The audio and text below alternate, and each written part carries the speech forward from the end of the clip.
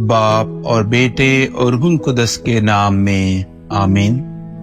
तमाम मुक़द्दसीन की ईद के मौका पर हमारे लिए आज की तिलावत मुकाशफा की किताब उसका 7वां बाब और उसकी 2 आयत से लेकर 4 आयत तक और फिर 9वीं आयत से लेकर 14वीं आयत तक।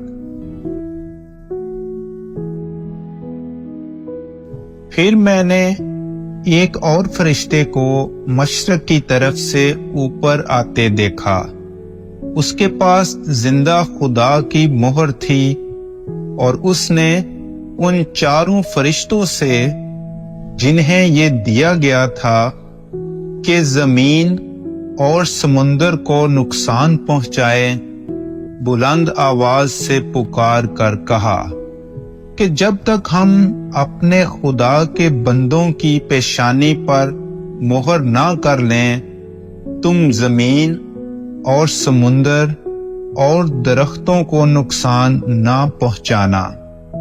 और मैंने उनका शुमार जिन पर मोहरें की गई थी सुना कि बनी इसराइल के सब कबीलों में से 1,44,000 पर मोहरें की गईं।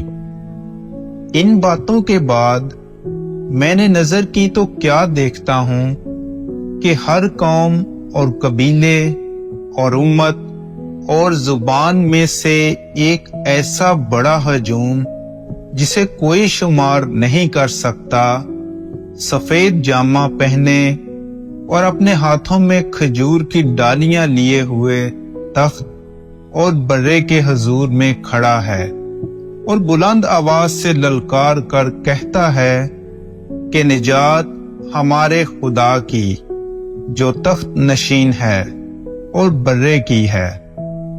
और सब फरिश्ते उस तख्त और उन बुजुर्गों और उन 4 जानदारों के इर्द गिर्द खड़े हैं।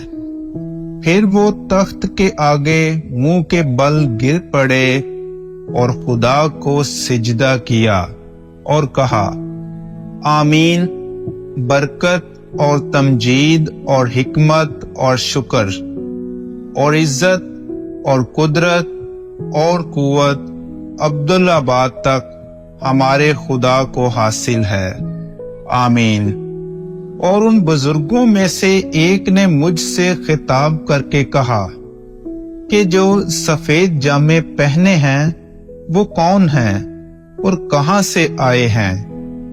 मैंने उससे कहा कि ऐ मेरे आका, तू ही जानता है।